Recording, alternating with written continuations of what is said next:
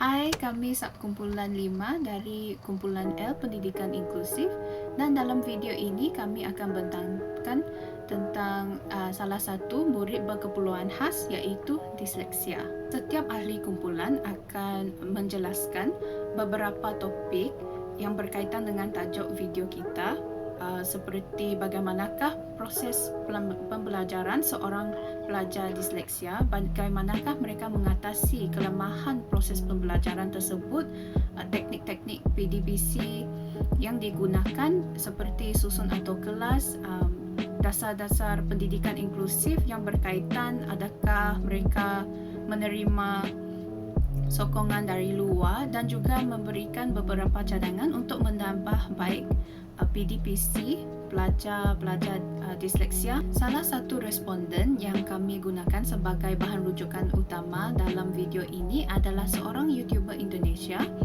yang mempunyai YouTube channel yang bernama Melalang Warna. Beliau pernah berkongsi dalam bagaimana beliau, seorang yang mempunyai disleksia ringan, belajar di Swansea University di UK untuk kos Aerospace Engineering. Ini saya akan membuat perbincangan tentang proses pengajaran seorang pelajar disleksia. Antara proses-proses yang dihadapi oleh pelajar tersebut di dalam kelas ialah pelajar tersebut lebih menumpukan perhatian semasa guru mengajar. Jadi dia lebih berfokus kepada pembelajaran tersebut. Dia tidak akan membuat sebarang catatan kerana hal ini akan mengganggu minda pelajar tersebut. Pelajar tersebut selepas waktu PDP dijalankan, pelajar tersebut membuat catatan sendiri agar perkara tersebut lebih memahami dan dapat mengingati semula perkara-perkara yang diajar oleh guru. Beliau juga menggunakan warna dan juga highlighter untuk menggunakan catatan tersebut. Dia lebih berfokus pada gambar-gambar supaya gambar-gambar tersebut lebih mengingati dan lebih berasa berfokus pada gambar-gambar tersebut. Cara bagaimana responden mengatasi kelemahan dalam pembelajaran.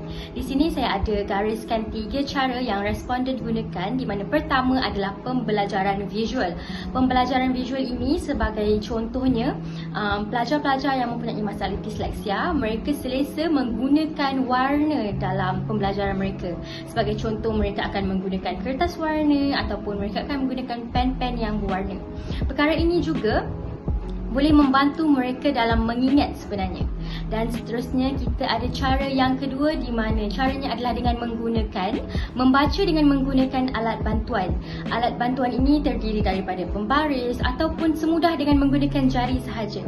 Kerana kadang-kadang pelajar yang ada disleksia ini, mereka nampak huruf tu seperti berterabur. Jadi bila ada pembaris itu ataupun alat bantuan ataupun mereka guna jari, mereka akan mudah untuk membaca sebenarnya. Dan akhir sekali adalah konsentrasi. Caranya adalah dengan mendengar lagu. Sebagai contoh, bila pelajar yang mempunyai masalah disleksia ini berada dalam suatu persekitaran yang ramai orang dan mereka cepat terganggu, mereka bolehlah gunakan cara mendengar lagu supaya mereka berasakan seperti berseorangan di situ. Saya akan terangkan tentang teknik-teknik PDPC khas oleh guru. Terdapat pelbagai teknik PDPC untuk pelajar disleksia di dalam bilik darjah. Tidak semua murid disleksia akan bertindak balas terhadap teknik yang sama. Oleh itu, penting untuk guru-guru untuk memperbagaikan teknik mengikut kesesuaian dan tahap kebolehan pelajar tertentu. Teknik yang pertama adalah menggunakan pen marker yang pelbagai warna dan ditambah dengan gambar grafik bagi menarik minat pelajar untuk belajar dengan cara yang menarik. Seterusnya, melibatkan deria sentuhan dengan banyak dan menyeronokkan. Contohnya, guru boleh meminta pelajar untuk membentuk sesuatu bahan yang berkaitan dengan topik dengan menggunakan tanah liat agar mereka dapat melihat apa yang disampaikan oleh guru dengan deria sentuhan mereka sendiri. Selain itu, guru boleh menunjukkan cara untuk mengajar ejaan dan kosakata secara perlahan agar pelajar dapat mengikuti dan memahami topik yang diajar dengan mudah.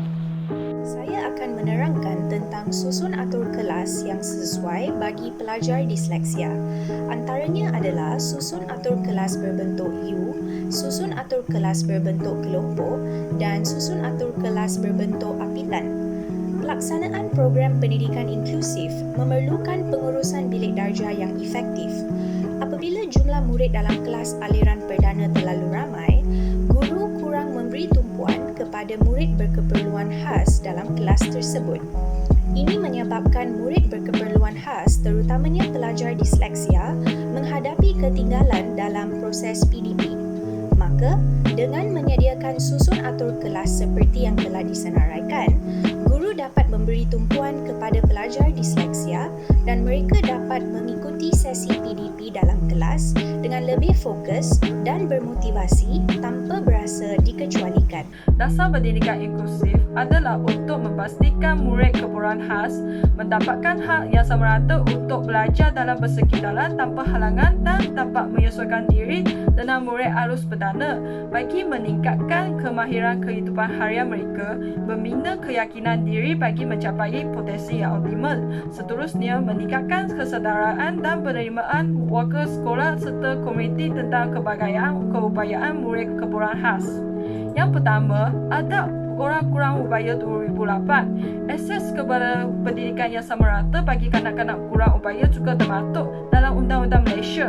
Ada 685 di bawah Seksyen 28/1 yang menyatakan bahawa orang kurang upaya tidak boleh dikecualikan daripada sistem pendidikan umum atas asas ketidakupayaan, dan kanak-kanak yang kurang upaya tidak boleh dikecualikan daripada pendidikan prasekolah, rendah, menengah dan tinggi atas asas kesedaraan dengan orang atau kanak-kanak upaya, termasuk latihan vokasional dan pelajaran sepanjang hayat. Yang kedua, Peraturan Pendidikan Khas 2013. Pendidikan khas artinya pendidikan bagi murid keperluan khas di sekolah atau di sekolah menjalan program pendidikan khas inklusi atau program pendidikan inklusif pada peringkat pendidikan prasekolah, pendidikan rendah, pendidikan menengah dan pendidikan lepas menengah. Saya akan menerangkan beberapa pihak yang telah memberi sokongan terhadap murid berkeperluan khas disleksia. Terdapat beberapa agensi kerajaan dan juga bukan kerajaan yang telah banyak menyumbang dan memberi bantuan kepada pelajar-pelajar dan ataupun murid-murid berkeperluan khas disleksia ini. Antara agensi kerajaan kita sendiri yang telah membantu mereka adalah Kementerian Kebajikan Kesejahteraan Komuniti, Wanita, Keluarga dan Pembangunan Kanak-kanak KWKPK telah berkolaborasi bersama Jabatan Penjaraan Negeri Sarawak di Sekolah Henry Gurney di Kuching.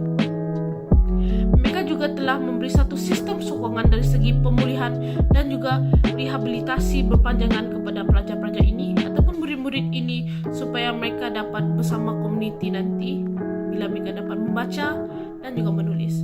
Bukan itu saja, dari segi agensi bukan kerajaan pula ataupun NGO, mereka ini lebih dikenali sebagai Persatuan Disleksia Malaysia, PDM. Mereka telah banyak berjasa kepada komuniti di sekitar Malaysia untuk membantu anak-anak kecil, terutamanya kanak-kanak untuk pandai membaca. Mereka juga telah membantu banyak ibu bapa untuk lebih memahami kanak-kanak mereka dan juga membantu merapatkan silaturahim antara anak-anak mereka, terutamanya dari segi pergaulan mereka dan untuk mengajar anak-anak mereka di pusat persatuan ini. Seterusnya adalah cadangan bagi penambahbaikan PDPC buat pelajar disleksia. Yang pertama, guru boleh menggunakan bahan pembelajaran yang bersesuaian dengan gaya pembelajaran pelajar disleksia tersebut.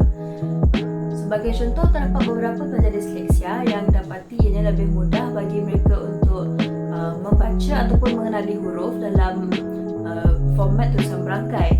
Jadi guru boleh menggunakan format tulisan berangkai dalam bahan pembelajaran mereka supaya ianya mudah bagi pelajar tersebut untuk membaca bahan pembelajaran tersebut. Yang kedua adalah guru boleh menggunakan konsep permainan ataupun games dalam kelas, di mana tujuan permainan tersebut adalah untuk menguji ataupun melatih kekakasan minda pelajar tersebut untuk berfikir. Yang ketiga, ianya penting buat guru untuk membuat latihan berulang kali supaya murid tersebut dapat menguasai pembelajaran tersebut. Sebagai contoh, guru harus melatih pelajar tersebut berulang kali cara untuk menulis ataupun menyebut huruf ataupun perkataan ataupun nombor dengan betul. Guru juga boleh menggunakan bantuan audio ataupun merakam suara mereka sendiri semasa menyebut perkataan supaya pelajar dapat mendengar audio tersebut sendiri di rumah untuk berlatih ataupun belajar menyebut dengan betul. Itu saja dari kumpulan kami. Thanks for watching. Bye.